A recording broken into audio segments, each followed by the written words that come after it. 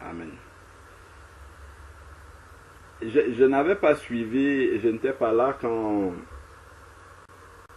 la sœur Florence avait prié, mais j'ai cru entendre brièvement. Est-ce que, sœur Florence, tu peux me rappeler, s'il te plaît, ce que tu avais dit dans la prière pour que je comprenne un peu le sens, pour voir s'il y a quelque chose à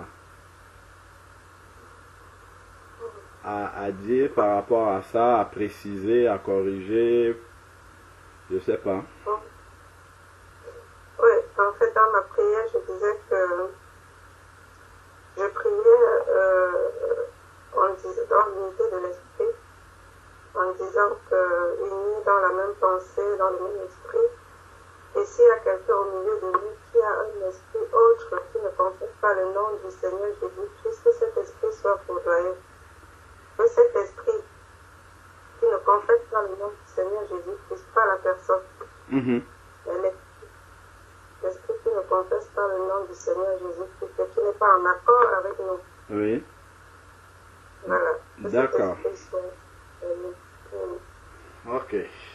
Ok, je crois que moi j'avais compris ça tel que tu l'as expliqué aussi.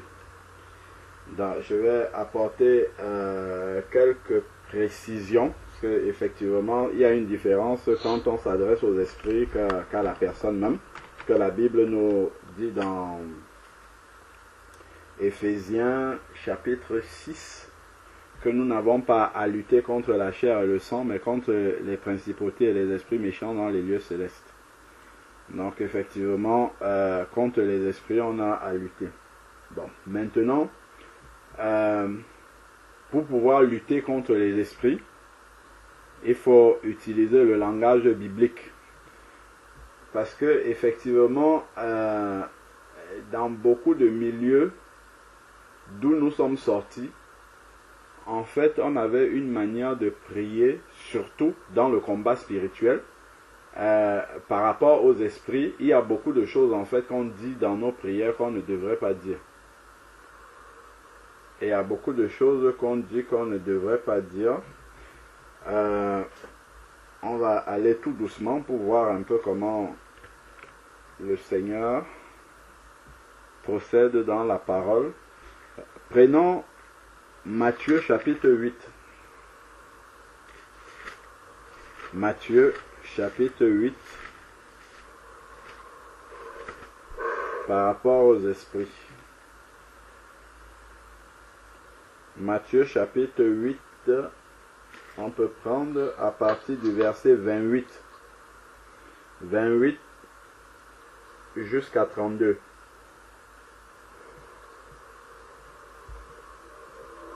Matthieu chapitre 8, verset 28 jusqu'à 32. Il est écrit: quand ils eurent abordé sur l'autre rive, dans le pays des Gadaréniens, deux démoniaques, donc ce sont des personnes qui sont habitées par des démons, deux démoniaques sortant des tombeaux vinrent à sa rencontre. Ils étaient si redoutables que personne n'osait passer par là.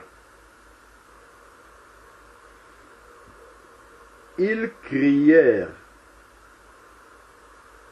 ils lui crièrent: que veux-tu de nous, fils de Dieu?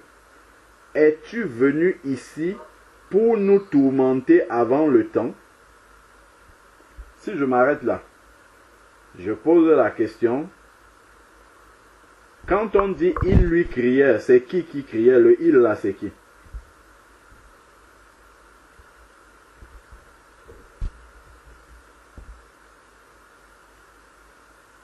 Ça Florence, le il qui criait là, c'est qui?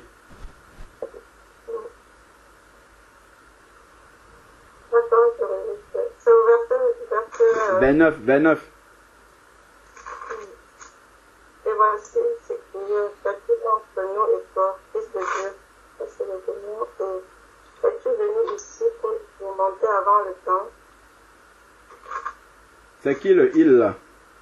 C'est le démon. non, et voici. Voilà, gloire à Dieu. Effectivement, ce sont des démons qui parlent au travers des démoniaques.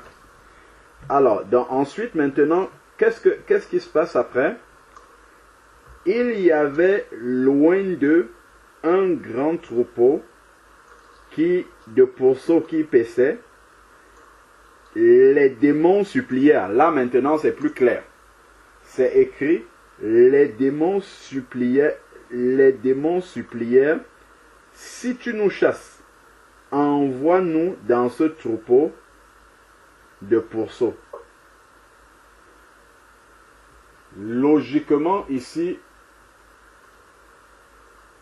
si Jésus faisait comme nous, il aurait dû les foudroyer. Ce que je mets derrière foudroyer, c'est envoyer le feu vers la personne. C'est un exemple, hein. C'est vraiment envoyer à la perdition. C'est ça qu'il aurait dû faire ici. Mais regardons comment il procède. Il est écrit, verset 32, il leur dit, allez. Voilà ce que Jésus leur dit, allez. Il sortit et entrait dans les pourceaux. Alors tout le troupeau se précipita du haut de l'escarpement dans la mer et périt dans les eaux. Donc en fait ici, on voit l'attitude que Jésus a eue vis-à-vis des démons. Il n'a pas envoyé le feu sur eux. Il ne les a pas envoyés à la perdition. Comme nous, on peut prier souvent, je te chasse, va dans les lieux arides, ainsi. Il a simplement dit, allez. Donc, il a pris autorité et il a délivré ceux qui avaient besoin d'être délivrés. C'est-à-dire qu'il a sorti ces démons-là du territoire où ils étaient nuisibles. En fait, c'est ça qu'il a fait. Sortez de là, allez ailleurs. Et il y a une question importante ici, là, que les démons ont posée et qui doit nous mettre la puce à l'oreille pour comprendre véritablement. Ils disent, es-tu venu ici? Ils ont d'abord dit fils de Dieu. Ensuite, il dit, es-tu venu ici pour nous tourmenter avant le temps? Sachant que les démons, en fait, ce sont des anges déchus. Donc, ce sont des anges que Dieu a créés, qui étaient auprès de Dieu. Et ils connaissent le processus, l'histoire complète de l'humanité, des anges et tout ça. Ils connaissent. Ils savent quelle est la fin. Et ils disent, fils de Dieu, dont ils savent que le fils de Dieu connaît aussi l'histoire jusqu'au bout. Et ils lui disent, es-tu venu nous tourmenter avant le temps? Donc, il y a un temps où ils seront tourmentés. Il y a un temps qui va arriver, mais ce temps-là n'est pas encore là. C'est pour ça qu'il lui pose la question de cette façon-là. Est-ce que tu es déjà venu pour le jugement avant le temps? N'y a-t-il pas un temps pour ça? Et Jésus, qui connaît la parole de Dieu, ne peut pas remettre en question cette parole-là. Sachant qu'il y a le calendrier de Dieu qui ne changera pas, Jésus ne va pas les envoyer à la perdition, ne va pas leur envoyer le feu ou un jugement, alors que ce n'est pas encore le moment d'être tourmenté. Donc ça, c'est le premier indice. Si nous prenons maintenant dans Luc, chapitre 9, versets 51 à 56. Luc, chapitre 9, versets 51 à 56. Luc, chapitre 9, versets 51 à 56. Donc, lorsqu'approchèrent les jours où il devait être enlevé du monde, il prit la ferme résolution de se rendre à Jérusalem et envoya devant lui des messagers. Il se mit en route et entrait dans un village samaritain afin de faire des préparatifs pour lui. Verset 53. Mais on ne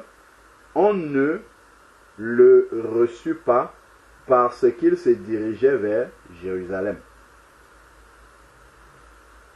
À cette vue, les disciples Jacques et Jean dirent, Seigneur, veux-tu que nous disions au feu de descendre du ciel et de les consumer?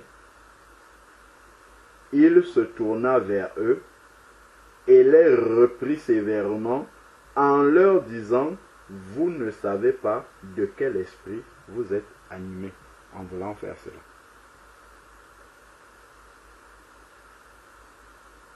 Donc, ça c'est une deuxième approche, mais qui se rapproche beaucoup plus d'apporter un jugement sur les êtres humains, même s'ils sont animés d'un esprit qui n'est pas l'esprit de Dieu. Laissons cela de côté. Allons maintenant dans Jude, à côté d'Apocalypse, le dernier livre avant Apocalypse, Jude. Prenons le livre de Jude.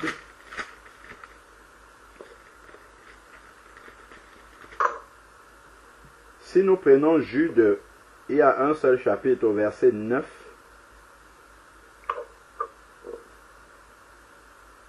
On a encore une démarche de l'ange Gabriel qui est cohérente avec ce que Jésus a fait lorsqu'il était devant les deux démoniaques.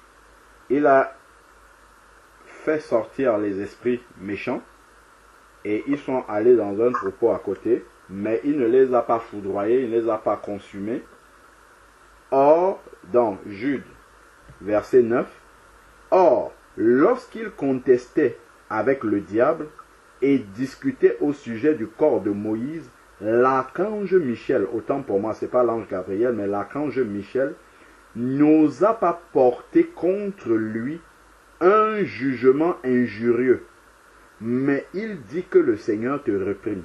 Donc, c'est comme ça, même quand nous sommes dans le combat spirituel avec les esprits, souvent, on peut avoir tendance, en fait, à parler de manière presque injurieuse aux esprits méchants. N'oublions pas, je ne dis pas qu'il faut les caresser, parce qu'ils viennent faire des choses qui sont mauvaises, mais n'oublions pas, en fait, que ces esprits méchants-là, c'était des anges de Dieu, et c'était les sommets de la créature de Dieu.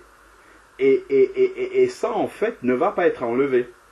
Donc, en injuriant, ce sont des gloires en fait. En injuriant ces créatures-là, en fait, c'est le Créateur qu'on injurie.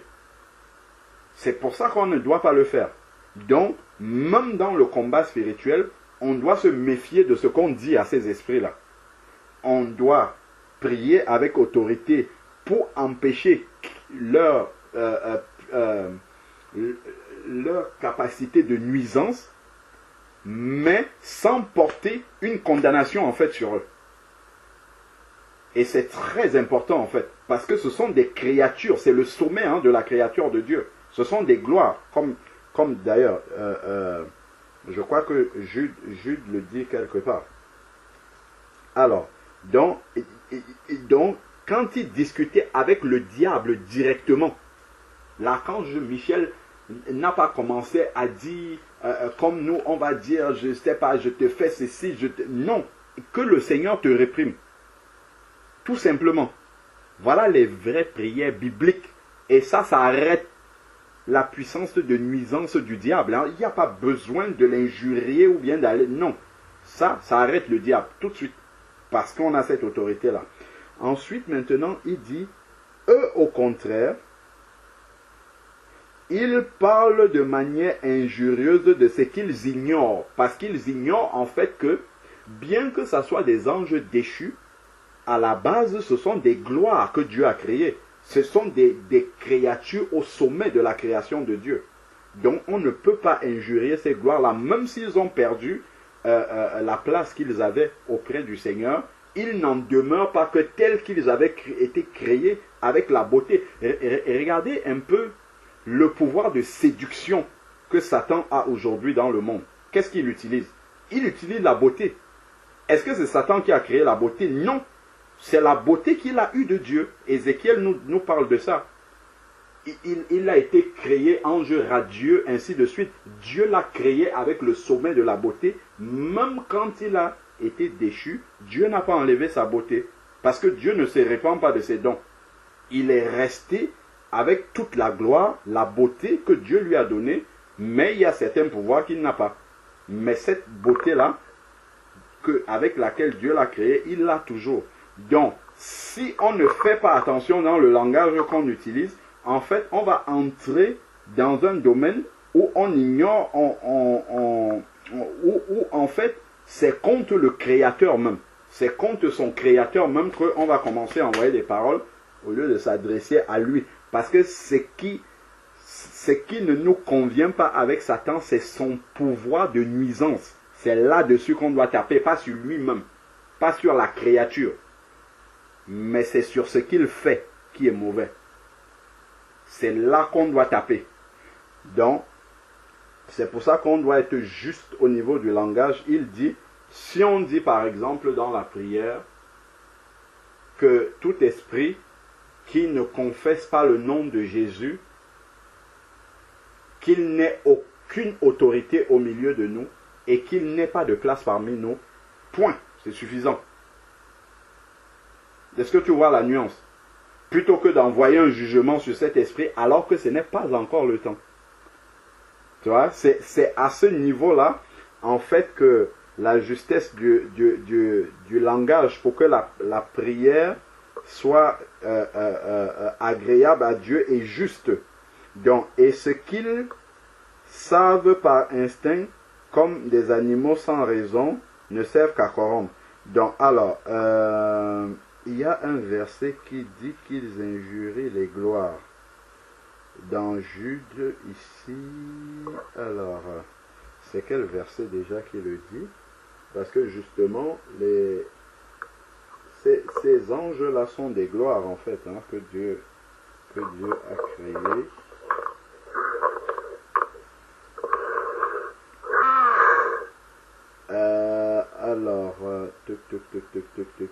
Qu'il est livré de manière à rechercher contre nature. Voilà, c'est verset 8. Verset 8, il est dit, malgré cela, ces hommes aussi, dont on parle des faux docteurs, donc qui ne connaissent pas la parole de Dieu, malgré cela, ces hommes aussi, dans leur rêverie souillent la chair, méprisant l'autorité du Seigneur et injuriant les gloires. C'est ça le contexte de ce que nous avons lu. Injuriant les gloires. Parce qu'ils injurient en fait les anges déchus de Dieu. Et ils sont réprimés pour ça par le Seigneur. C'est curieux quand même, hein? Parce que justement, on nous a tellement dépeint le diable comme étant diabolique, ce qui est vrai, qu'on a oublié cet aspect-là, qu'en fait c'est une créature de Dieu. Et que la créature ne doit pas être dénigrée. C'est plutôt les actions de cette créature. C'est plutôt les œuvres mauvaises. Ah, gloire au Seigneur. Allons dans 1 Jean. Regardons un peu. 1 Jean chapitre 3. Il y a un verset qui me vient à l'esprit. 1 Jean chapitre 3. Regardons ce qui est écrit là. Verset 8.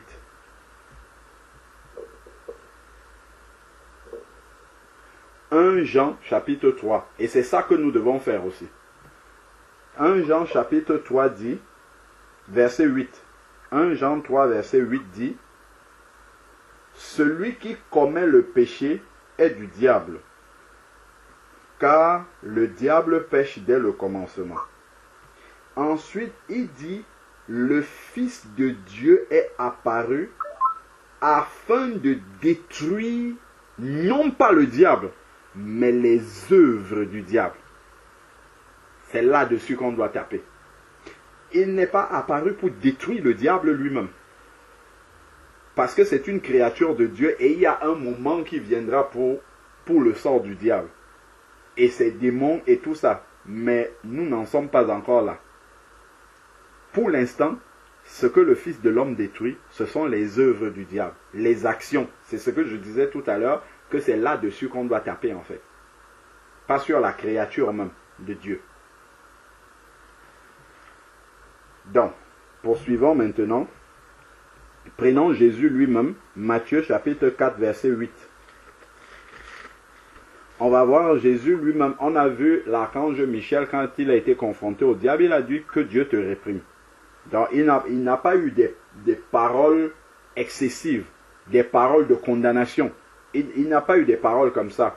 Il a attaqué juste l'œuvre du diable qui était mauvaise. Parce que le diable voulait conserver le corps de Moïse alors qu'il n'a pas ce droit-là. Donc, l'archange Michel, en le combattant, a dit que Dieu te réprime par rapport à ça. Donc, si nous prenons Matthieu chapitre 4, verset 8. Matthieu 4, verset 8. Matthieu 4, verset 8. Donc, ça c'est Jésus dans le désert avec le diable. Donc, le diable va essayer de le séduire de plusieurs façons. Et au verset 8, il est dit, Matthieu chapitre 4, verset 8, le diable le transporta encore sur une montagne très haute et lui montra tous les royaumes du monde et leur gloire. Et lui dit, je te donnerai tout cela si tu te prosternes et m'adores. Jésus aurait pu dire, Satan, je t'envoie dans les temps de feu, je t'envoie le feu, je te foudroie. Jésus aurait pu dire ça. Mais regardons comment Jésus lui parle. C'est fort quand même, hein? C'est quand même le diable qui est là. Hein? Mais qu'est-ce que Jésus lui dit? Regardons. Il ose dire au Fils de Dieu, ce n'est même pas à nous-mêmes, c'est au Fils de Dieu, il ose lui dire de se prosterner et de l'adorer. Qu'est-ce que Jésus lui dit? Jésus lui dit, retire-toi Satan. Tout simplement, retire-toi Satan. Retire-toi Satan, car il est écrit, tu adoreras le Seigneur ton Dieu et à lui seul tu rendras un culte. Regardez ce qui se passe. Alors le diable le laissa. Waouh, c'est puissant quand même. Hein? Je nous assure qu'en fait, on doit refaire l'évangile. L'évangile que nous avons reçu doit être refait dans notre tête en fait. Ça, c'est le combat spirituel. Hein? Jésus n'a pas les formes d'agitation que nous avons là. Regardez ce qu'il lui dit. Il lui répond par la parole de Dieu. Il lui dit, retire-toi Satan.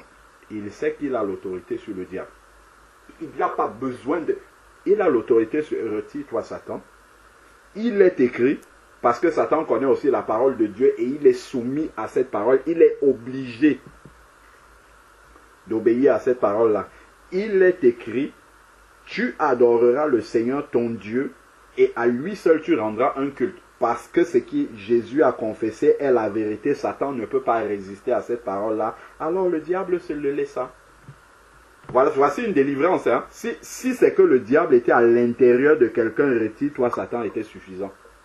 Avec la puissance de Jésus-Christ. Sans l'insulter, sans le foudroyer, sans l'envoyer dans les lieux arides comme on a l'habitude de faire. Tout simplement, retire-toi Satan. Et là, on a empêché, on a contrecarré, on a arrêté, on a détruit l'œuvre de Satan. Mais Satan lui-même, on l'a laissé tranquille. C'est Dieu qui va le réprimer, c'est Dieu qui s'en occupera. Nous, on n'a pas ce travail-là à faire. Est-ce qu'on voit la nuance? Un esprit, un démon qui viendrait perturber le culte des enfants de Dieu, on lui dit, retire-toi du milieu de ce culte-ci, ta place n'est pas ici. Ici, là, c'est pour adorer le Seigneur, ce n'est pas pour être séduit, donc tu n'as pas de place ici, retire-toi. Point. Pas besoin d'entrer dans un combat spirituel, la présence du Saint-Esprit élimine tout pouvoir de nuisance de l'ennemi au milieu de nous. Nous prions, Seigneur, que ton esprit prenne le contrôle de ce moment de prière, de partage que nous allons avoir entre nous. Si au milieu de nous, il y a un esprit qui ne confesse pas ton nom, que cet esprit-là s'éloigne de nous, car il n'a aucune place à faire ici. Esprit impur, nous nous adressons à toi maintenant. Tu n'as aucune place à faire ici. Retire-toi. Parce que ici, nous adorons le Seigneur Jésus-Christ. Amen. C'est fini. C'est fini. Il est neutralisé, pas parce que nous sommes forts, à cause du Saint-Esprit. C'est terminé. Il n'a rien à faire là. C'est fini. Terminé. Il se retire. Il n'a plus rien à faire là. Alors, donc, voilà comment Jésus a parlé au diable lui-même. Et on voit que le diable a obéi. Le diable s'est retiré. Donc, si nous regardons dans Matthieu chapitre 12, Matthieu chapitre 12, verset 43. Matthieu chapitre 12, verset 43.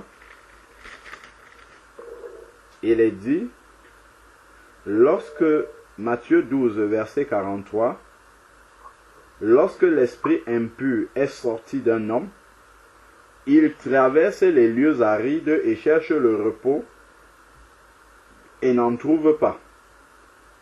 Donc, c'est une affirmation que Dieu nous donne ici. C'est une affirmation. On nous dit, lorsque un esprit impur sort d'un homme, il traverse des lieux arides. Donc, en fait, ça, c'est un processus spirituel que Dieu a prévu. Lorsque on chasse un esprit impur d'un homme et qu'il sort de là, c'est vers les lieux arides. On n'a même pas besoin de dire, nous te chassons vers les lieux arides. Ça, on n'a pas. En fait, quand le diable voit ça, on s'égosille, on se fatigue pour rien. Libère ce corps au nom de Jésus-Christ. Il sort de ce corps-là, c'est vers les lieux arides qu'il va partir. Tout simplement. Tu n'as rien à faire dans ce corps-ci. Parce que ce corps-ci est consacré au Seigneur. Doit devenir le temple du Saint-Esprit. Satan et tes démons sortent de ce corps. Tu n'as rien à faire ici. Terminé. Donc, il va dans les lieux arides. Si nous prenons maintenant Pierre. Regardons 2 Pierre chapitre. C'est là où on va commencer à comprendre qu'il y a un moment qui est prévu pour le jugement des anges déchus, à savoir des démons. Et nous, on ne doit pas procéder à ce jugement-là avant que Dieu ne le fasse lui-même, parce que c'est lui qui va le faire. Donc, si nous prenons 2 Pierre, chapitre 2, verset 4. 2 Pierre, chapitre... Oui, 2 Pierre, chapitre 2, verset 4. 2 Pierre 2, 4. 2 Pierre 2, 4.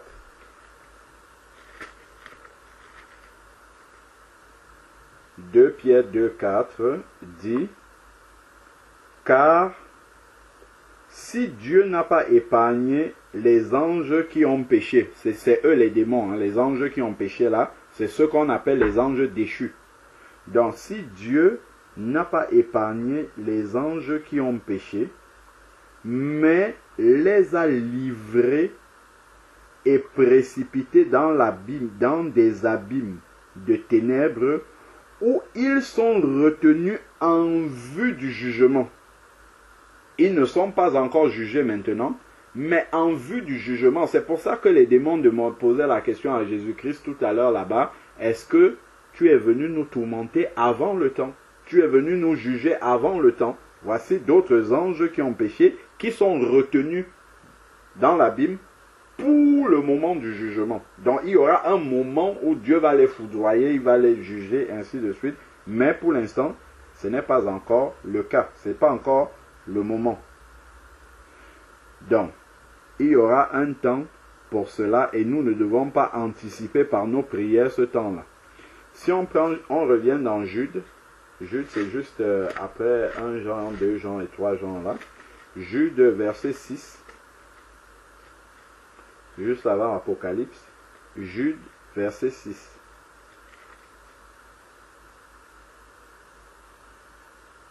Il est dit, Jude, verset 6, les anges qui n'ont pas gardé la dignité de leur rang. C'est la même chose de dire les anges qui ont péché. Là, on parle des démons, on parle des anges déchus ici. Donc, et c'est eux aussi qu'on appelle les esprits. Hein. C'est eux les esprits méchants dans les lieux célestes. C'est eux les esprits qui viennent troubler le culte. C'est eux les esprits qui dérangent. C'est eux les démons. C'est eux, en fait, dont on parle ici. Donc, les anges qui n'ont pas gardé leur dignité, la dignité de leur rang, mais qui ont quitté leur propre demeure, il les a gardés dans des chaînes perpétuelles, au fond des ténèbres, c'est ce que Pierre nous disait, en attendant le grand jour du jugement. En attendant le grand jour du jugement. Donc, il y a un moment pour le jugement des anges déchus, là, pas avant.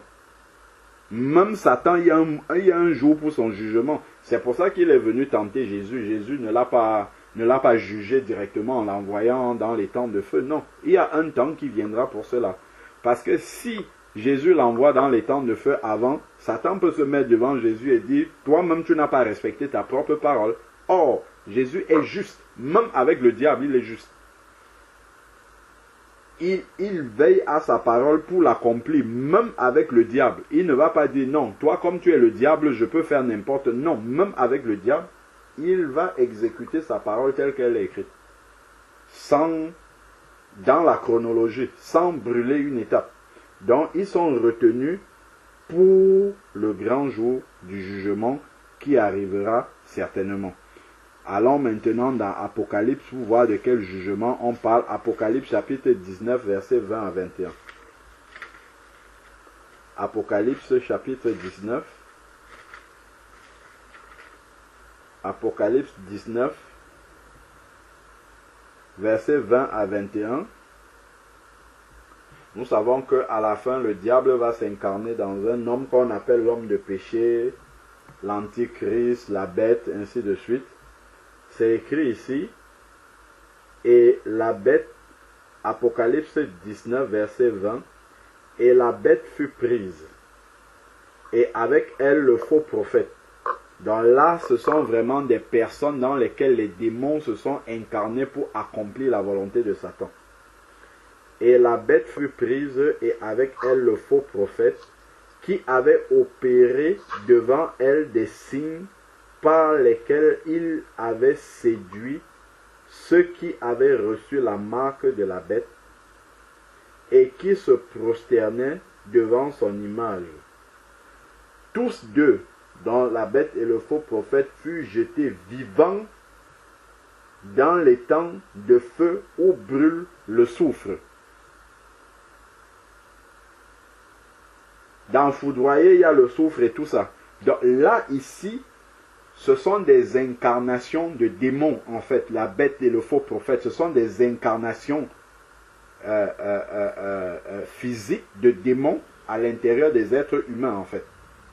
Et voici un moment, le moment de la fin du jugement, où Dieu vient pour exécuter les jugements qui étaient prononcés déjà au moment où ils ont été précipités hors du ciel. Dieu vient les exécuter ici à la fin, complètement. Ils sont jetés dans les temps de feu et du soufre, et les autres furent tués par l'épée qui sortait de la bouche de celui qui montait le cheval, la parole. Et tous les oiseaux se rassasièrent de leur chair. Donc on voit ici l'exécution du jugement que Dieu avait annoncé déjà d'avance. Si nous lisons du chapitre 20 maintenant, Apocalypse 20, versets 1 à 3, c'est écrit, « Puis je vis descendre du ciel un ange. » Ça, c'est un ange qui a gardé son rang, qui n'a pas péché, un ange de Dieu, qui tenait la clé de l'abîme et une grande chaîne à la main. Il saisit le dragon, le serpent ancien, qui est le diable et Satan, et le lia pour 1000 ans. Il le jeta dans l'abîme et l'enferma. Jésus a été à côté de Satan dans le désert, mais il n'a pas fait ceci, parce qu'il y a un temps pour faire ça. Et c'est à la fin qu'il a prévu de le faire. C'est écrit comme ça. Donc, c'est écrit ici à la fin, il y a eu la grande tribulation, il y a eu tout ça. Donc, Jésus ne peut pas sauter les étapes. Au lieu de laisser ça pour la fin ici, il vient le faire dans Matthieu 4 avant d'entrer dans son ministère. Sinon, tout le plan de Dieu sera à l'eau. Donc, pour l'instant, Satan doit encore rester là et faire ce qu'il est en train de faire. Donc, ensuite, ici, donc, il le lia pour 1000 ans. En plus, c'est bien précis. Il doit y rester pour 1000 ans. Il le jeta dans l'abîme et ferma et scella au-dessus de lui, afin qu'il ne séduise plus les nations, jusqu'à ce que les 1000 ans soient accomplis. Après cela, il faut qu'il soit délié pour un peu de temps. C'est quand même à se poser la question. Souvent, on attribue à Satan des pouvoirs qu'il n'a même pas. Et ça crée des craintes inutiles dans le cœur des enfants de Dieu. Est-ce que nous voyons ici, ce n'est même pas le Seigneur Jésus-Christ qui est venu faire ça. C'est un ange, tout simplement. C'est un ange qui est venu prendre Satan. Pourquoi Satan ne se défend pas? Pourquoi il n'arrive pas à se défendre là? Il n'a aucune autorité. Il est pris, il est lié tout simplement, et il est dans l'abîme. Pourquoi quand on l'enferme là, il n'a plus de capacité de nuisance? Pourquoi il ne se dédouble pas pour aller à gauche, à droite, ainsi de suite, nuit encore? Parce que avant ça, pour que Satan nuise partout, il n'a pas la possibilité, comme Jésus-Christ, de se déployer partout comme il est au travers de son esprit en chacun d'entre nous. Le diable travaille avec les anges déchus. Il envoie des anges déchus à gauche, à droite pour travailler pour lui. Parce que lui ne peut pas se multiplier pour faire ce travail-là. Donc si on a bien lu ici, chapitre 19, verset 21, on dit « Et tous les autres furent tués par l'épée qui sortait de la bouche. » Donc tous les démons d'abord ont été arrêtés, mis dans les temps de feu. Donc Satan n'a plus aucune capacité de pouvoir agir dans le monde parce que tous les démons, tous les anges déchus sont déjà dans les temps de feu. Et lui maintenant, en dernier lieu, on le prend et on le met dans l'abîme. Donc il ne peut plus agir. Il ne peut pas se multiplier, il ne peut pas sortir, il ne peut pas aller agir parce que c'est au travers des démons qu'il agit. Mais maintenant, comme tous les démons sont enfermés, Satan ne peut plus rien faire. Quand on l'enferme lui-même, il ne peut que montrer ses mains ou les pieds ou je ne sais pas quoi. Et puis on l'enferme dans l'abîme. Terminé, plus de capacité d'agir. Donc il va rester là. Et le verset 7 nous dit, quand les 1000 ans furent accomplis, on voit que le plan du jugement de Dieu pour Satan est bien précis. Il y a un calendrier précis pour ça. Et le Seigneur va respecter ça. Avant que tout ça là n'arrive, Satan va toujours agir. Dieu ne va pas empêcher en le foudroyant. Non, avant, non. Il va le laisser agir là comme ça jusqu'à ce que ça s'accomplisse. Donc, il dit, quand les 1000 ans seront accomplis, Satan sera relâché de sa prison. Waouh! Et il en sortira pour séduire les nations qui sont aux quatre coins de la terre, Gog et Magog, afin de les rassembler pour la guerre. Donc il va encore séduire des personnes, des nations. Leurs nombres sont comme le sable de la mer. Ils montèrent de la surface de la terre et ils investirent le camp des saints et la ville bien-aimée, Jérusalem. Qu'est-ce qui va se passer? Les disciples avaient demandé à Jésus, Jean et Jacques, est-ce qu'on fait descendre le feu sur eux? Regardons ce qui se passe maintenant ici. Mais le feu descendit du ciel et les dévora, parce que c'est le moment du jugement. Là maintenant, nous on ne doit pas envoyer le feu sur les esprits. Parce que Dieu a prévu un moment où il va envoyer le feu sur eux pour les consumer et les envoyer dans les temps de feu. C'est Dieu qui va opérer ce jugement-là, pas nous, pas avant. Donc ici maintenant, ce qui va se passer, c'est que mais un feu descendit du ciel et les dévora. Le diable qui les séduisait fut jeté dans les temps de feu. Voilà le jugement du diable. Voilà le feu maintenant qui arrive sur le diable. Fut jeté dans les temps de feu et de soufre, où il y a la bête et le faux prophète, et ils seront tourmentés jour et nuit au siècle des siècles. Voici donc le moment où le Seigneur a réservé pour tourmenter les esprits. C'est pour cette raison-là que les démoniaques disaient à Jésus, es-tu venu nous tourmenter avant le temps? Parce qu'ils savent que c'est ici que ça doit s'accomplir. C'est pour ça qu'ils ont posé cette question-là. Est-ce que tu viens déjà accomplir ce jugement-là alors qu'il y a beaucoup de choses qui doivent se passer après? Jésus ne l'a pas fait. Il est juste même avec les démons. Parce que eux aussi ils connaissent. Ils savent que leur pouvoir de nuisance aura une fin. Ils savent quelle est cette fin-là. Ils savent quelle est la chronologie. Ils savent que ça va arriver à un moment donné. Mais il y a des choses qui doivent se passer avant. Et ça n'arrivera pas. Normalement, ils ne doivent pas être jugés avant que toutes ces choses-là n'arrivent. Donc c'est vraiment important de comprendre tous ces aspects-là, savoir que les démons, il y a un moment qui est prévu pour le jugement. Le diable, il y a un moment qui est prévu pour qu'il aille dans l'abîme pendant 1000 ans et dans les temps de feu. Quand on a compris ces choses-ci, là on a commencé avec le sujet sur foudroyer les esprits méchants, mais ça nous éclaire sur un autre point. Il y a des visions qu'on rencontre, qu'on écoute sur Internet. YouTube, des personnes qui disent qu'elles ont visité l'enfer et que les démons et le diable tourmentent les gens. Vous avez lu ce qui est écrit là? Vous avez vu les démons tourmenter quelqu'un ici? C'est eux qui sont tourmentés. Et pour l'instant, ils n'y sont pas. Il y a un moment où les temps de feu vont être ouverts et où les démons vont aller. Pour l'instant, ils ne sont pas là-bas. Ils ne sont pas dans le séjour des morts. Si vous lisez dans Luc 16, on nous parle du riche homme qui allait dans le séjour des morts et qui était tourmenté par le feu. On n'a pas dit que les démons le tourmentaient là-bas. Les démons, ils ont leur temps. Ici, ça vient dans Apocalypse 19, versets 20 à 21.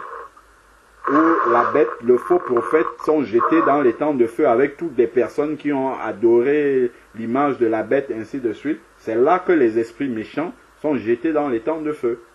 Pour être tourmentés, pas pour tourmenter des personnes.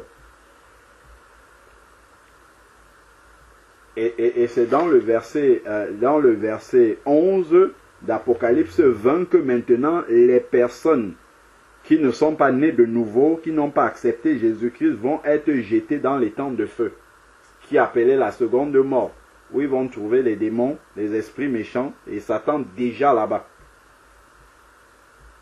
Et l'ensemble de ces personnes-là vont être tourmentées. C'est ce que la Bible enseigne. Donc quand quelqu'un se lève, il dit j'ai eu une vision de l'enfer, et en enfer j'ai vu les démons, Satan qui tourmentait. Ce sont des histoires. Ça c'est ce que la Bible appelle des... Comment on appelle ça? J'ai oublié le nom. Ce sont des rêveries en fait. Ce sont des choses qui n'existent pas. Ce sont des fables, voilà. Ça, ce sont des fables qui n'existent pas dans la Bible. Quelqu'un qui dit qu'il a visité l'enfer, le diable tourmentait les personnes là-bas, les démons... Non, ça n'existe pas. Nous, ce que nous lisons là dans la Bible, c'est qu'il y a un moment où le diable va aller, d'abord le faux prophète, la bête, vont aller là-bas avec des personnes qui ont pris la marque de la bête. Ensuite, maintenant, on parle de l'étang de feu. Ensuite, maintenant, Satan sera enchaîné pour 1000 ans et c'est après, à la fin des fins, que lui-même va être jeté dans l'étang de feu. Et quand eux tous sont déjà là-bas, c'est après maintenant, après verset 11 ici, qu'il va avoir le grand jugement du trône blanc et que c'est les personnes qui n'ont pas accepté le Seigneur vont être jetées là-bas. Le séjour des morts va être jeté là-bas. Le séjour des morts, ce n'est pas l'enfer. C'est un lieu d'attente où on est déjà tourmenté, mais c'est écrit ici dans Apocalypse chapitre 11, verset 14, que la mort et le séjour des morts furent jetés dans les temps de feu.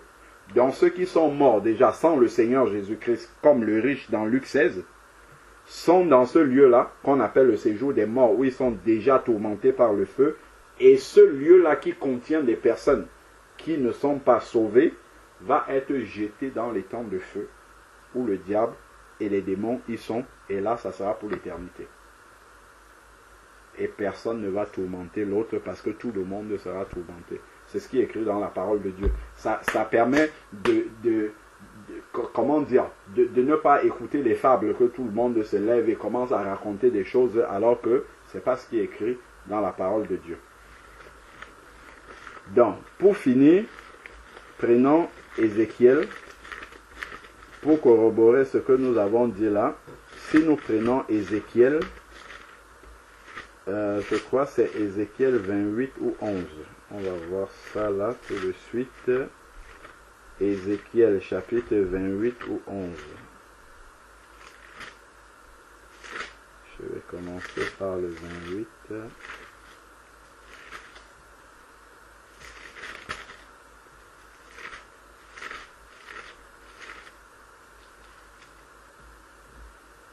Alors, Ézéchiel chapitre 28.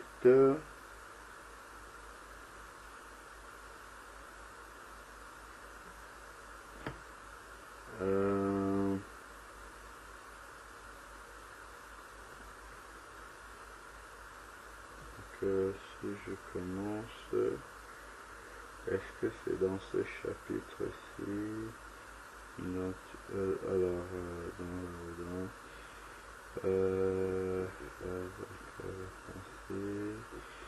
Ok, le secret n'est pas obscur, les richesses, les trésors, l'argent. Alors, les richesses du cœur,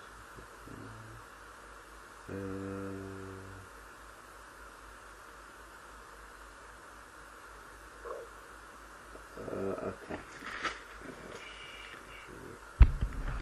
Alors, si on prend dans Ésaïe chapitre 14, c'est plutôt ça.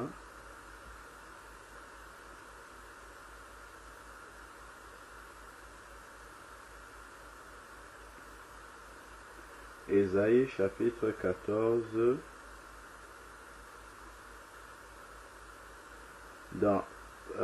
Parfois, il utilise des personnes, des rois qui ont existé sur la terre pour parler de l'autre, justement. Et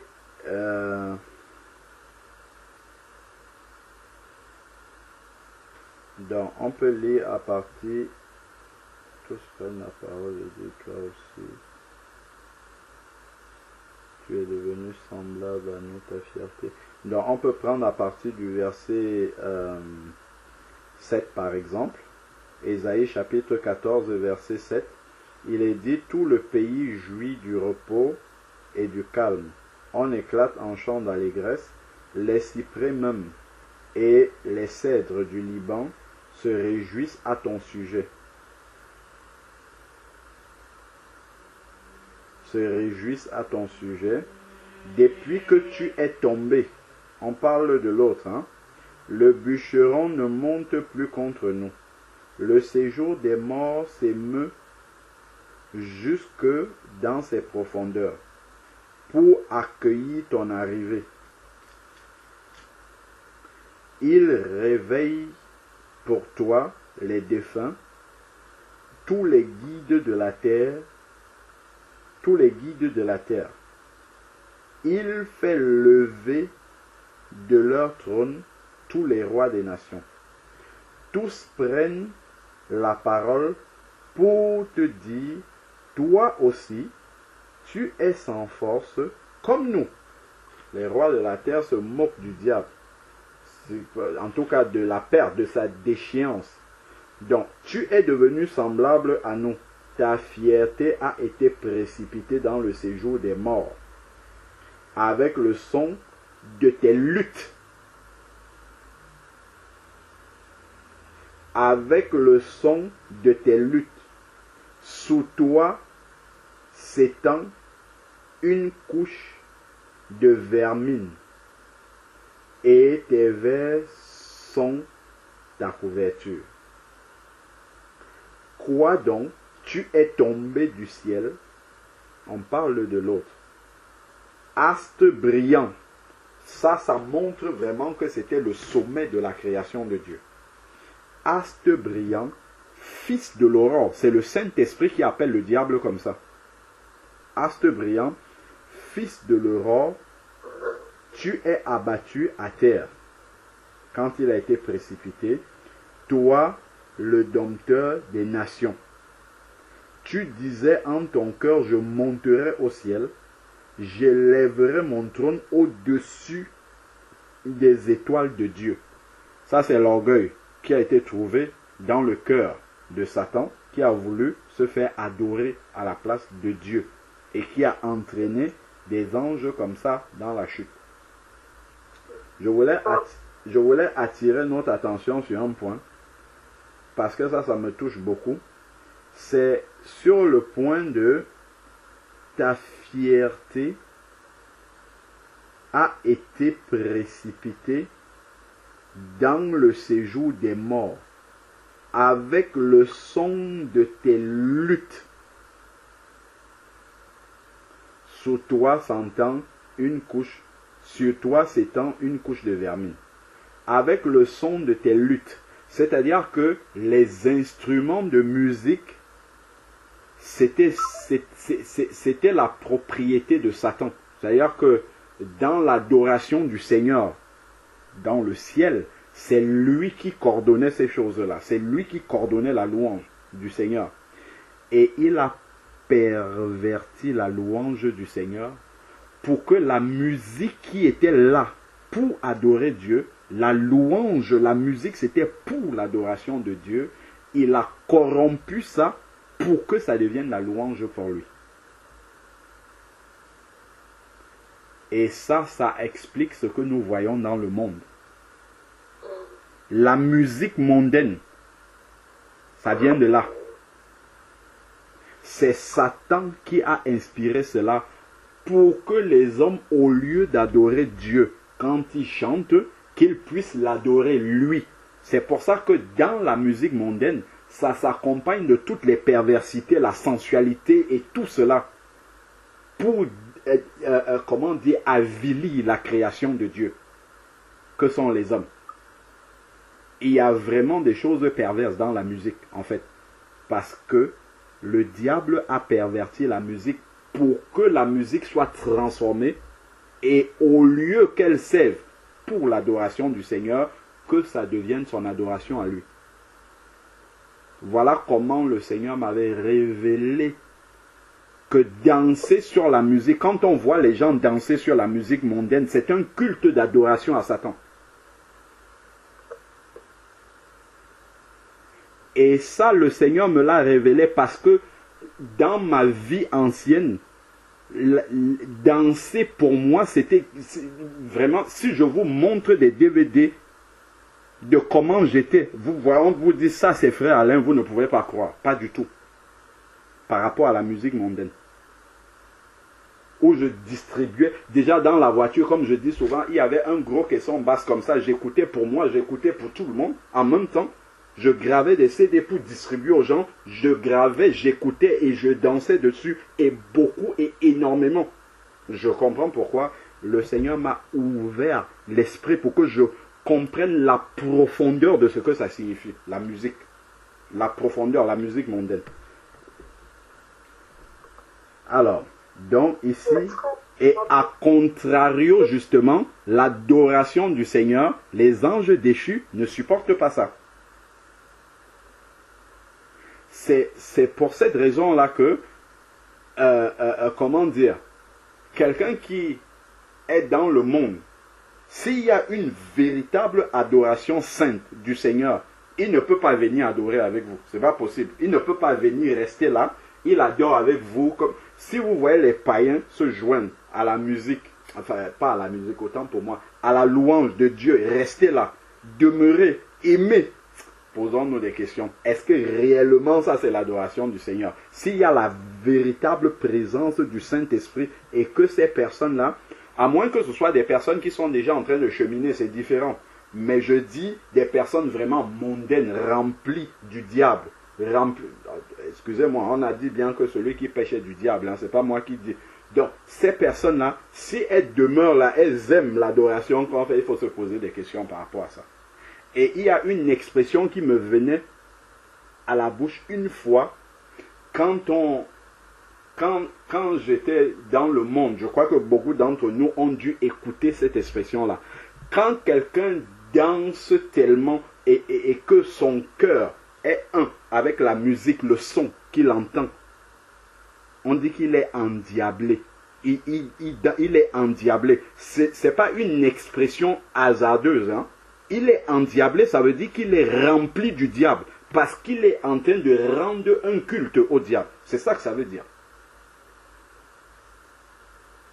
Ce sont des petites choses comme ça qu'on ignore. On ne s'imagine pas comment écouter seulement la musique mondaine, comment ça peut souiller et pervertir un enfant de Dieu, sans qu'il n'ait rien fait, juste en écoutant. Quand nous voyons Saül, quand il était habité, dérangé par les esprits mauvais, qu'est-ce qu'il faisait? Il demandait à David de venir jouer, de venir louer le Seigneur à côté de lui pour que ces esprits-là s'éloignent. La louange seulement annule la présence des mauvais esprits. Ils ne peuvent pas supporter cela. C'est pour ça que bien souvent, on dit à des personnes qui sont en proie à des combats spirituels attaqués par les esprits, demeure simplement dans la louange. La véritable louange du Seigneur demeure dedans. Écoute la véritable louange qui descend des enfants de Dieu qui adorent de tout leur cœur et soient unis dans le cœur avec eux. Les esprits ne peuvent pas rester là, ils n'ont pas de place, ils ne peuvent pas trouver leur place là-dedans. Ce n'est pas possible. Et tout ça là, ça vient de la place que le diable avait auprès de Dieu par rapport à la louange. Et comment il a transformé et perverti ça pour l'utiliser à son compte. Souvenons-nous, il a dit à Jésus-Christ, qu'est-ce qu'il a dit à Jésus? Prosterne-toi et adore-moi, et je te donnerai tous les royaumes de la terre. Jésus ne l'a pas fait, mais le monde veut le faire aujourd'hui. En adorant Satan par la musique, et on ne s'en rend pas compte. On dit non, c'est pas grave, c'est pas ceci, c'est pas cela. Non, il y a Satan, la louange qu'il n'a pas pu avoir avec le Seigneur, et malheureusement, souvent certains enfants de Dieu, on va encore lui donner cette louange-là par ignorance, bien souvent. Par ignorance. Alors, c'était Ésaïe 14, verset 11, qui parle de « Ta fierté a été précipitée dans le séjour des morts avec le son de tes luttes. » Les luttes là, c'est lui qui en avait la responsabilité auprès de Dieu. C'était luttes, c'était à lui. C'est pour cette raison-là que Satan, il connaît bien le pouvoir que la mélodie, la musique, la sonorité, les paroles chantées, l'influence que ça peut avoir sur un être humain. Satan le sait. Et il va beaucoup utiliser cela pour amener et tourner l'adoration vers lui, qu'il n'a pas pu obtenir. Parce que s'il vient et dit je suis Satan, le diable, adorez-moi, les gens ne vont pas le faire, mais il va le tourner d'une autre façon parce qu'il est le séducteur. Donc on a dit astre brillant, fils de l'aurore, tu es abattu à terre. Toi le dompteur des nations, tu disais en ton cœur, je monterai au ciel, j'élèverai mon trône au-dessus des étoiles de Dieu, dont il est allé se comparer à Dieu, je siégerai sur la montagne de la rencontre des dieux, au plus profond du nord, je monterai au sommet des nues, je serai semblable à là, il vient se comparer à Dieu. Je serai semblable au Très-Haut. Et c'est ça qu'on retrouve avec la bête. L'homme de péché, l'homme impie, 2 Thessaloniciens, chapitre 3. Jusqu'à aller s'asseoir dans le temple de Dieu et se déclarer Dieu. C'est la bête. C'est ce qu'il fera, 2 Thessaloniciens, chapitre 3. il faut d'abord que l'homme de péché soit apparu jusqu'à aller s'asseoir dans le temple de Dieu et se déclarer Dieu. L'avènement de l'impie. C'est ce que 2 Thessaloniciens 2 nous dit. Et c'est ce que Satan avait déjà voulu faire dès le début. Je serai semblable au Très-Haut. Mais tu as été précipité dans le séjour des morts, au plus profond d'une fosse. Ceux qui te voient fixent sur toi leur regard. Ils te considèrent attentivement. Est-ce là cet homme qui faisait trembler la terre, qui ébranlait les royaumes, qui réduisait le monde en désert, qui ravageait ses villes, et ainsi de suite.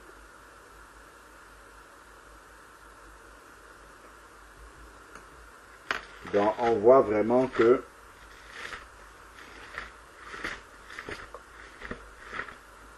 il y a des choses à dire sur l'autre, mais à comprendre aussi des profondeurs qui doivent nous amener à être vraiment sages. Si on prend Ézéchiel chapitre 28 également. Ézéchiel chapitre 28. Ici c'est intitulé Chute du roi de Tyr, mais on parle toujours de l'autre.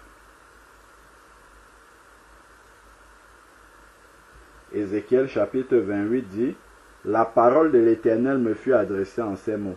Fils de l'homme, dis au prince de Tyr, ainsi parle le Seigneur l'Éternel, ton cœur a été arrogant et tu dis je suis Dieu. Ça c'est Satan qui fait ces choses-là. Il n'y a que Satan qui peut faire ça.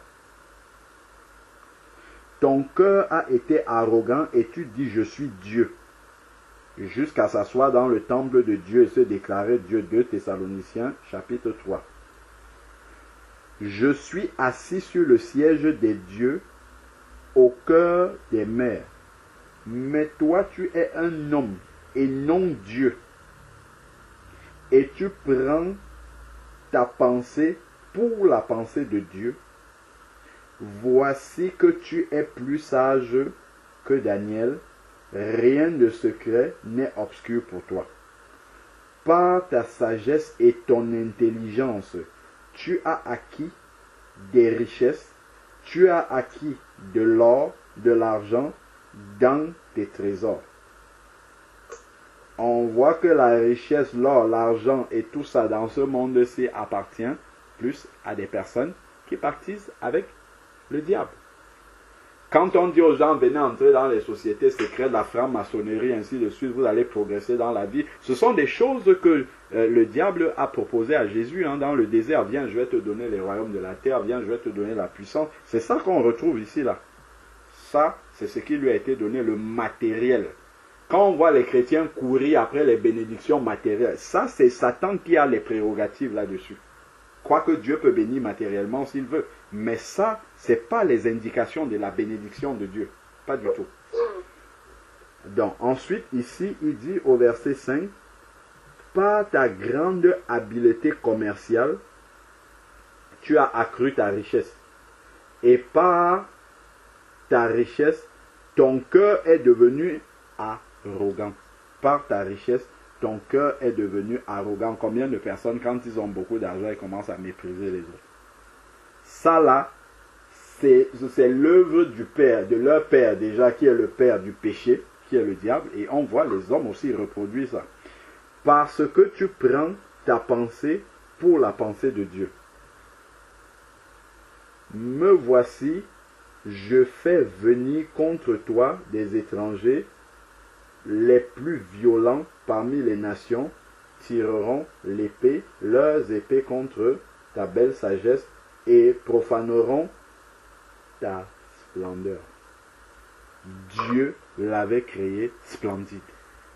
Profaneront ta splendeur. Ils te feront descendre dans le gouffre et tu mourras de la mort et tu mourras de la mort des vaincus au cœur des mers. En face de ton meurtrier, diras-tu encore, je suis Dieu. Tu resteras l'homme et non Dieu. Tu resteras homme et non Dieu. Sous la main de celui qui te tue. Tu tueras tu mourras de la mort des incirconcis par la main des étrangers, car moi j'ai parlé. Donc, voilà vraiment comment, en fait, le Seigneur utilise, là ça s'adresse au roi de Tyr, mais c'est une image. En fait, le roi de Tyr est un prototype du malin, un peu comme Pharaon était le prototype du diable.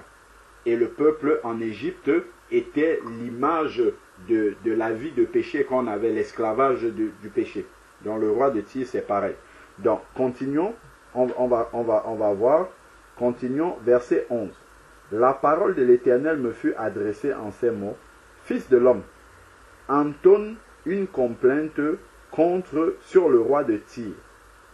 Tu diras, ainsi parle le Seigneur. Tu mettais le sceau à la perfection. Tu étais plein de sagesse, parfait en beauté. Voilà comment Dieu a créé Satan. Parfait en beauté.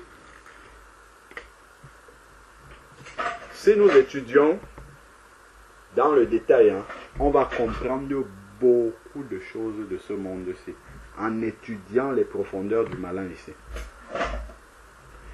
Dieu l'a créé parfait en beauté. Qu'est-ce qui fait tomber beaucoup de personnes dans le monde? La beauté séductrice des femmes. La beauté, la séduction, ça attire. Satan utilise beaucoup ça pour faire tomber. Lorsque vous passez là dans la rue, vous voyez que ce soit les grandes affiches ou bien derrière les bus ou dans les abribus, on va toujours vous faire des grandes, ou même à la télé, les publicités de parfums, de tout. Il va toujours avoir l'expression d'une femme séductrice, aguicheuse, comment dire, dénudée, pour utiliser la beauté de la femme, comme depuis le jardin d'Éden, où il va parler à la femme, utiliser cette beauté-là pour faire tomber, pour entraîner dans l'éloignement de Dieu. Ce corps qui est censé être le temple du Saint-Esprit, devenir le temple de l'Esprit de Dieu, c'est ça que le malin va utiliser justement pour être le temple de son adoration à lui. Voilà pourquoi il va essayer de dénuder la femme, il va essayer de pervertir cette image-là, donner une mauvaise image à la société de ce qu'est la femme. La femme étant l'image de l'Église de Jésus-Christ. Et c'est le corps qu'il va toujours essayer, le corps de la femme qu'il va essayer d'avilir. N'oublions pas Romains 12, verset 1. Le Seigneur a dit de lui rendre un culte dans nos corps. Et Satan va utiliser justement ce corps-là qui est le temple du Saint-Esprit pour exposer, éternir, avilir, salir la création de Dieu. La beauté. Créé, parfait en beauté, il va utiliser maintenant cette beauté que Dieu lui a donnée, il va utiliser ça à d'autres fins pour séduire. Et c'est en fait ce que nous sommes en train de dire, c'est ce que Satan a reçu normalement de manière saine par Dieu, mais qu'il va retourner parce qu'il y a de l'arrogance dans son cœur et qu'il veut que l'adoration des hommes soit tournée à lui. Il va communiquer cette pensée-là dans le cœur des êtres humains qui n'appartiennent pas à Dieu. Voilà comment on va retrouver toute cette recherche de beauté souvent pour séduire, pour entraîner dans le péché, dans la perversité, pour aguicher et entraîner des personnes à sortir de la volonté de Dieu.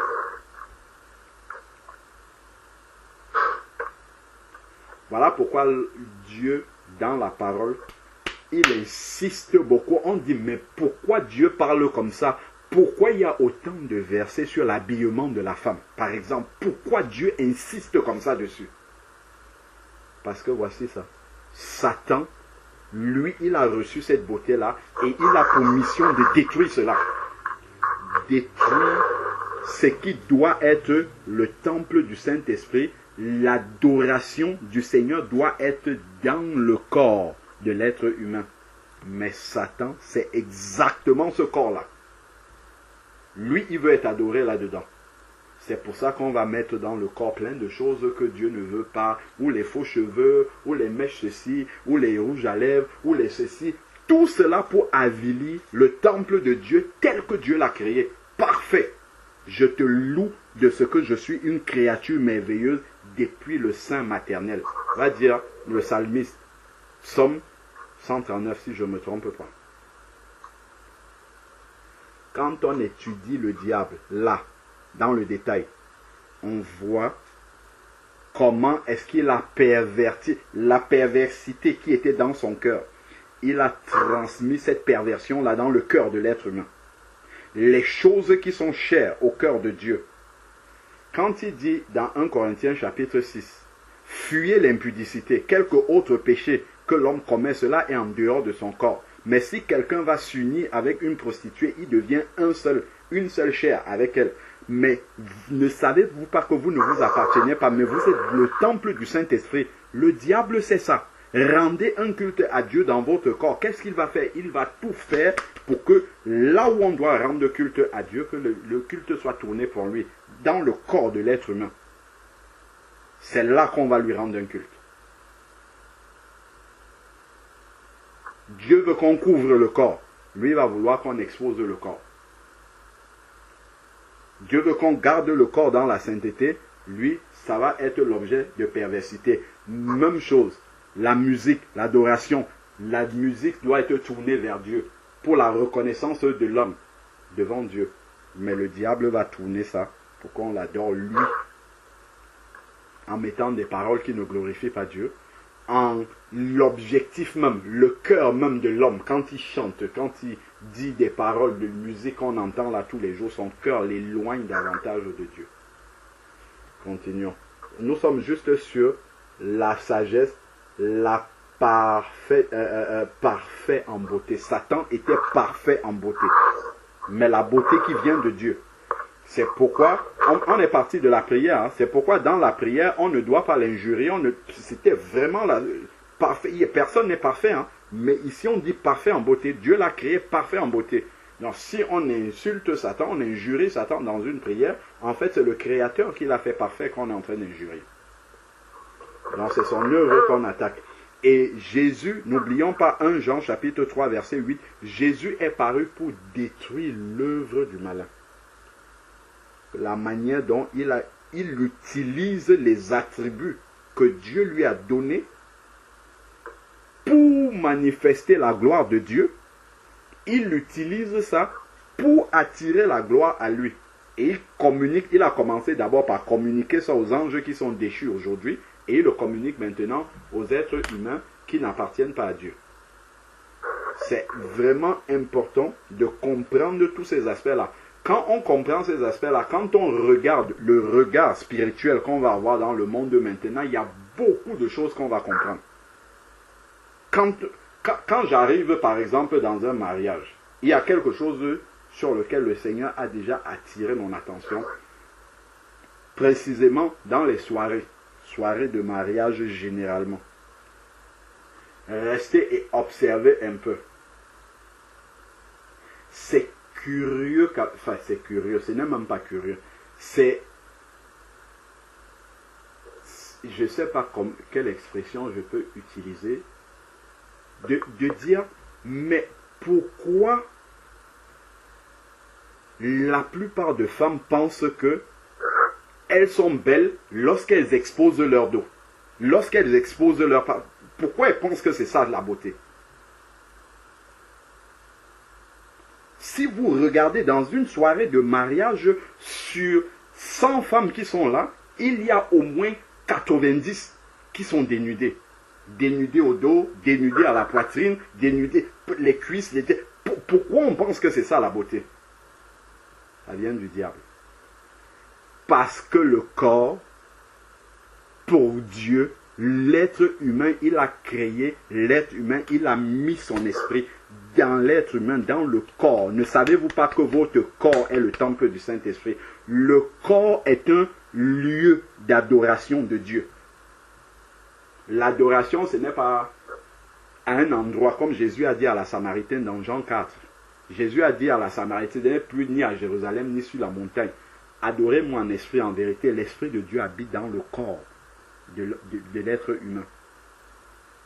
La guerre spirituelle, le combat spirituel entre le diable et Dieu, beaucoup ça se joue à l'intérieur du corps.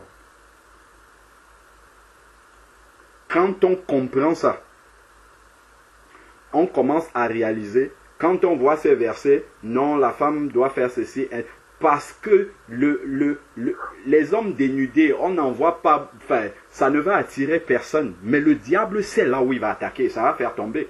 Parce que non seulement la femme va être déjà, comment dire, le fait de mettre son corps en valeur, enfin, en valeur entre guillemets selon le monde, le fait d'exposer son corps comme ça, il y a une certaine arrogance, une certaine assurance que le diable lui donne. Ce n'est pas Dieu qui lui donne cette assurance-là. Que le diable lui donne par rapport à son corps, et elle va attirer des hommes aussi qui vont tomber dans la séduction, et c'est comme ça que la voie du péché va être ouverte. Et le diable travaille de cette façon-là. Il travaille de cette façon. Tout ça est caché ici dans notre Bible. C'est écrit parfait en beauté. Il y a beaucoup de choses comme ça. Et que le culte est fait dans le corps de l'être humain. Romains 12, verset 1. Rendant un culte à Dieu dans ce corps-là. Le combat spirituel pour le corps, Satan et le Seigneur. Continuons au verset 13. Ézéchiel, chapitre 28, verset 13. Tu étais en Éden. C'est ça qui nous montre qu'il parle à Satan ici. Tu étais en Éden. Évidemment, le roi de Tyr n'a jamais été en Éden. C'est bien Satan qui était en Éden. Tu étais en Éden, jardin de Dieu. Tu étais couvert de toute espèce de pierres précieuses. Donc on voit vraiment que le diable a été créé avec soin par Dieu. Il a eu la gloire. Dieu lui avait donné une gloire, mais en dessous de lui.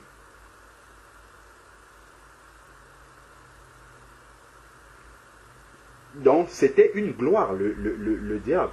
Donc on ne doit pas insulter cette gloire-là. Elle n'a pas changé. Dieu ne se répand pas de ses dons. Dieu l'a fait comme ça. Dieu n'a pas enlevé sa beauté. Il est toujours, aujourd'hui, malgré déchu, et cette beauté-là est toujours là. Donc ensuite, il dit ici, il était couvert de toute espèce de pierres précieuses, de sardoine, de topaze, de diamants, de chrysolite, d'onyx, de jaspe, de saphir, d'escarboucle, d'émeraude et d'or. On voit vraiment que c'est une création extraordinaire de Dieu.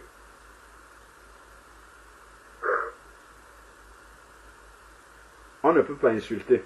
On ne peut pas dire non, le diable a fait. Non, c'est comme ça que Dieu l'a fait. Détruisons ses œuvres par la prière. Oula. Voilà encore, il a parlé de la musique. Ça revient encore ici. Regardez. Tes tambourins et tes luttes étaient à ton service. L'adoration, le diable connaît bien ça. Donc s'il veut pervertir l'adoration et tourner ça contre lui, il est très fort pour ça parce qu'il connaît la puissance de l'adoration. Quand je parle de l'adoration, c'est l'adoration à Dieu. Et il sait aussi la capacité de nuisance que la musique a si elle est tournée en adoration à Satan. Il sait aussi ce que ça. Les tambourins et les luttes étaient à son service, préparés pour le jour où tu fus créé par Dieu. Tu étais un chérubin protecteur aux ailes déployées. On voit, c'est le Saint-Esprit qui parle de Satan comme ça. Hein. Le Saint-Esprit parle avec beaucoup de respect pour la création qu'était Satan, mais pas pour ses œuvres. Ses œuvres sont dénoncées. Ses œuvres sont à combattre.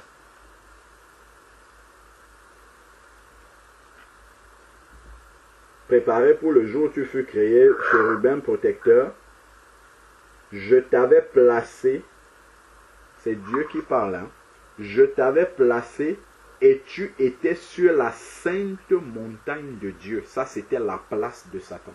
La sainte montagne de Dieu.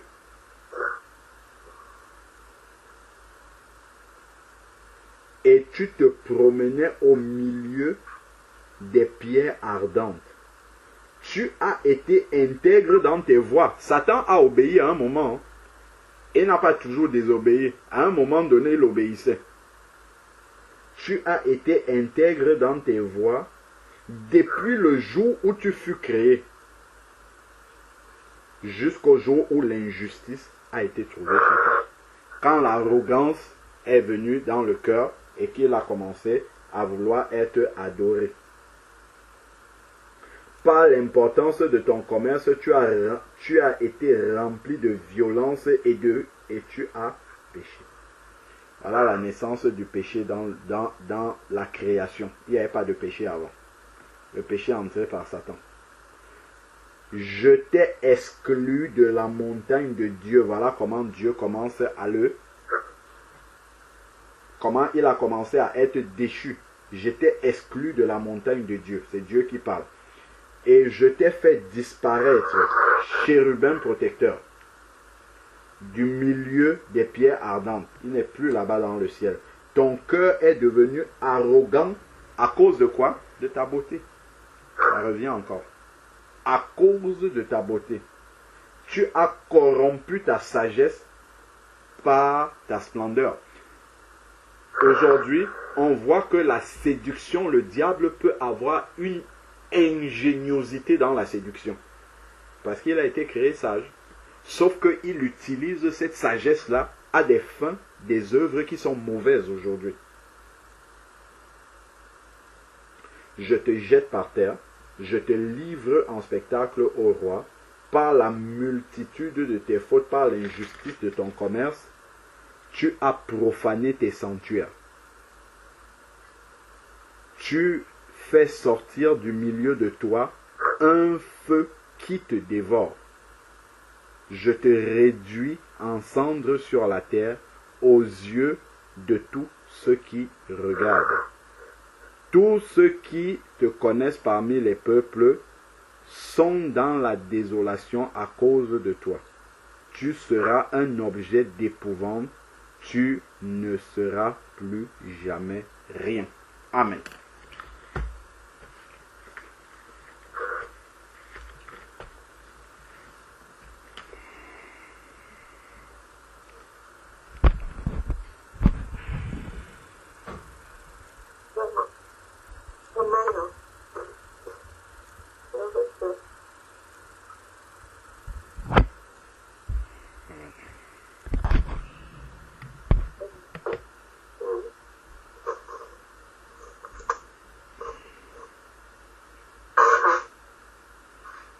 Cela nous permet d'avoir les yeux spirituels un peu plus alertes sur le monde que nous voyons là autour de nous. C'est important de comprendre spirituellement les choses. Comment est-ce que les gens sont conduits, par quel esprit ils sont animés, pourquoi les gens font d'une certaine façon, et aussi pour que nous ajustions, que nous comprenions vraiment l'histoire de la création de Dieu pour être juste dans la manière dont nous agissons en fait pour le Seigneur. Amen. Amen.